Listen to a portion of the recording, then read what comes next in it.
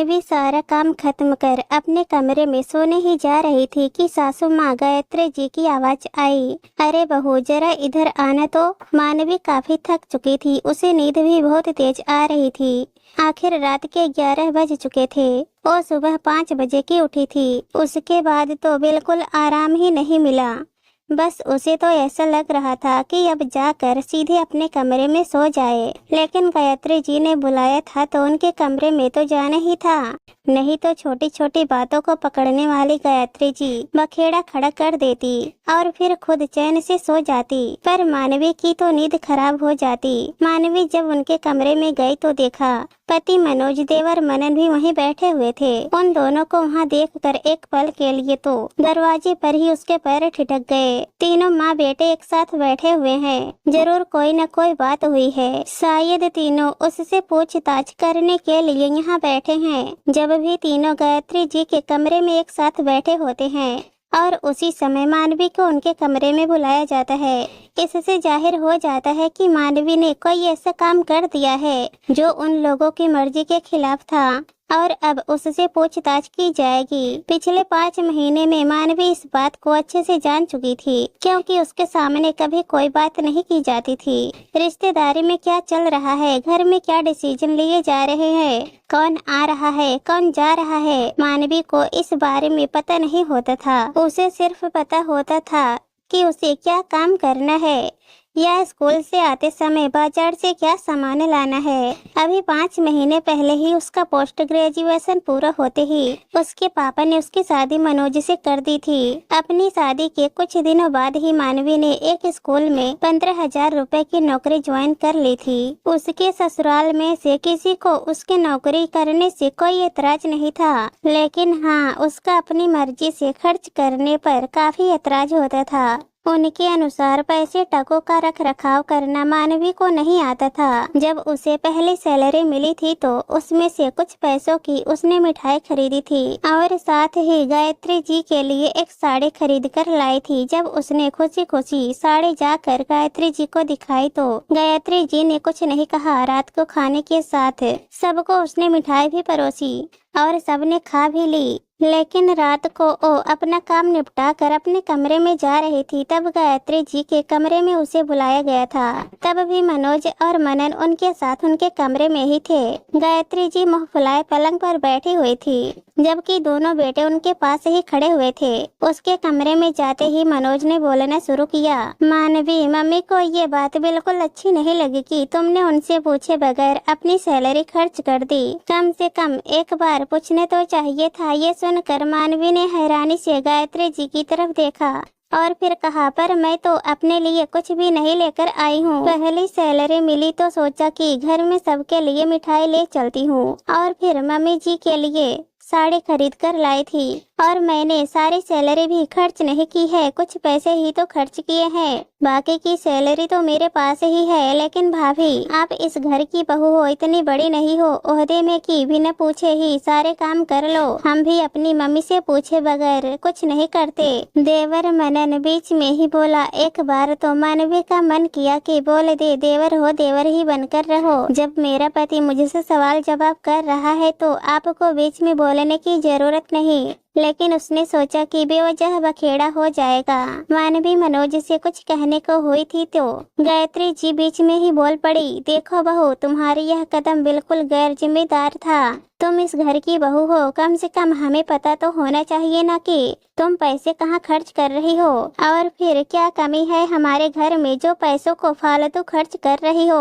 ये पहली बार था इसलिए हमने कुछ नहीं कहा, लेकिन आइंदा ऐसी हरकत नहीं होनी चाहिए। उनकी बात सुनकर मानवी चुप हो गई। बाद में मनोज जब कमरे में आया तो मानवी ने उसे समझाना चाहा, लेकिन मनोज तो कुछ सुनना ही नहीं चाहता था। उसने डांट कर उसे ही चुप करवा दिया। लेकिन हाँ, उसके बाद मनोज ने उसका बैंक अकाउंट खुलवा दिया जो उसके स्कूल के रास्ते में ही पड़ता था। जैसे ही सैलरी नकद में उसके हाथ आती, उसी दिन आते समय मानवी को बैंक में जमा करानी पड़ती और इसका नोटिफिकेशन भी मनोज के फोन पर ही आता।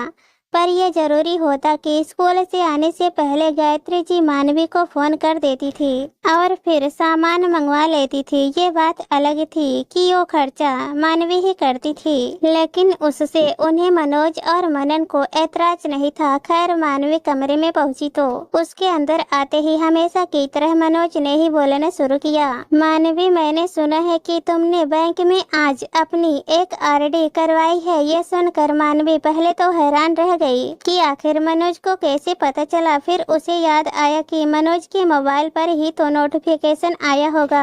अभी वो सोच ही रही थी कि मनोज ने कहा, मानवी मैं तुमसे ही पूछ रहा हूँ, तुमने बैंक में आज एक आरडी करवाई है? मेरा दोस्त रोहित वहीं काम करता है, वो बता रहा था कि तुम आज बैंक गई थी एक नई आरडी खुलवाने के लिए और हर महीने की 5,000 रुपए की आरडी करवा कर भी आ गई। ये सुनकर मानवी ने कहा, हाँ मैंने आज ही एक आरडी करवाई है। ये सुनकर मनोज नाराज होता हुआ बोला, तुमसे मना कर रखा है ना कि अपनी मर्जी से पैसे मत खर्च किया करो। अरे तुम्हें कुछ पता तो है नहीं, बस अपनी मर्जी से आरडी करवा कर आ गई। एक बार पूछना भी सही नहीं समझा। मनोज, मैंने ये सोचकर आरडी करवाई है कि ये भी सेविंग्स ही तो है और मुझे इसके बारे में सब पता है। मैंने सोच समझकर ही तो आरडी करवाई थी। अच्छा, आपके पैसे सेविंग्स में ही थे? आपसे हम कौन सा खर्चा करवाते हैं जो आप बिना पूछे आरडी करवा कर आ गई? एक तो वैसे ही आप अपनी सैलरी अकाउंट में लेने की जगह नकद लेती हो और ऊपर से बिना पूछे ये सब कर देती हो। अब की बार मनन बीच में ही बोला, पर मानवी ने उसे जवाब देने की जगह मनोज से कहा, आरडी भी तो एक तरह का इन्वेस्टमेंट ही है।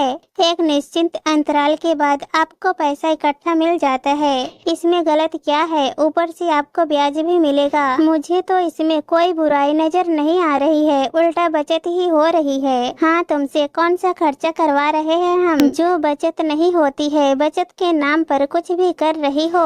अरे हमारी तो हिम्मत भी नहीं होती थी कि अपनी मर्जी से पैसा तो खर्च कर दे। अरे औरतों की आदत होती है पति से छुपा कर पैसा रखने की, लेकिन हमारी तो वो भी हिम्मत नहीं होती थी।